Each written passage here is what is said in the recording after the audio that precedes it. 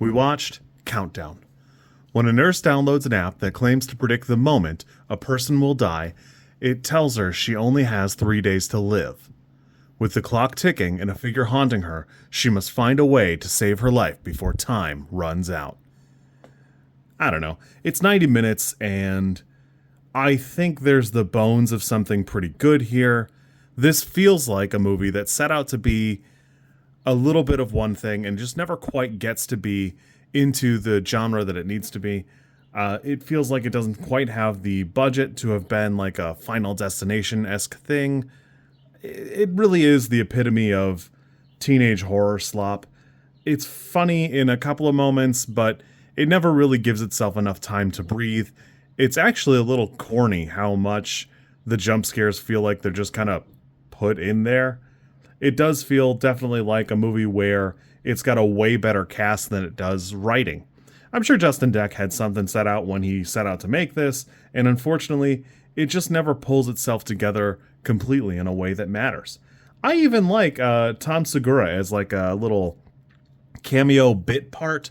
If you're not aware, there is a mid-credits scene in this movie featuring Tom Segura, and I actually thought that was pretty funny. I got a chuckle out of that.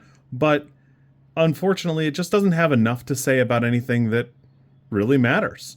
It wants to be something very good, but none of the scenes are well enough done that it does a good job.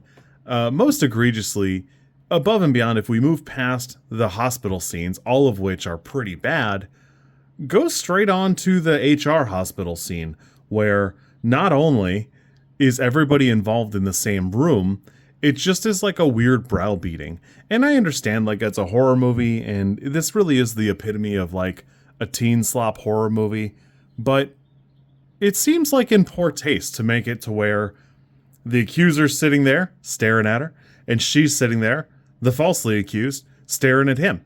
And then it devolves into, like, you know, bordering on a shouting match before she just leaves because she's got other stuff going on.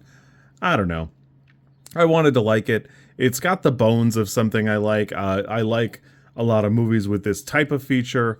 I'm never really big into Final Destination, but the problem here is it's so tied up in being similar to that, or at least in that subgenre. It never really sets itself apart. I think Elizabeth Lail does a fantastic job here, and it's sad because the script just isn't doing her any justice. There's really nowhere to go. I wanted to like this. It just never really sets itself far enough apart. It's fine for what it is. I just didn't care for it. For me, this was like a 4. I actually thought the big highlights were Elizabeth Lail and Tom Segura. I liked Segura. I've enjoyed his comedy, but it's super clear that you can tell that he just is friends with Justin Deck and agreed to do it based on that. It's fine, but overall, just pretty unremarkable in my opinion. I had fun, but meh. This is like a 4 for me. You kids be good. I'll catch you soon, and then we'll move on. For what it's worth, there does appear to be like a second component to this. I like this little bit with the priest. It just goes on too long. It's actually kind of weird that he just drops off partway through the movie. He doesn't show up ever again.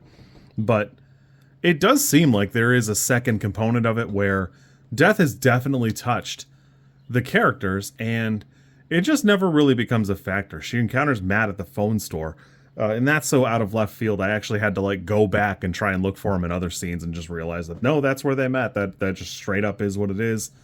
And it just never really sets itself on the rails of being anything good.